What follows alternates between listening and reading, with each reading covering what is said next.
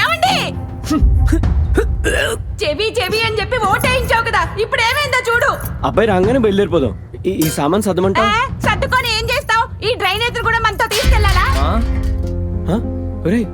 ఏమైందిరా? ఏమైందా?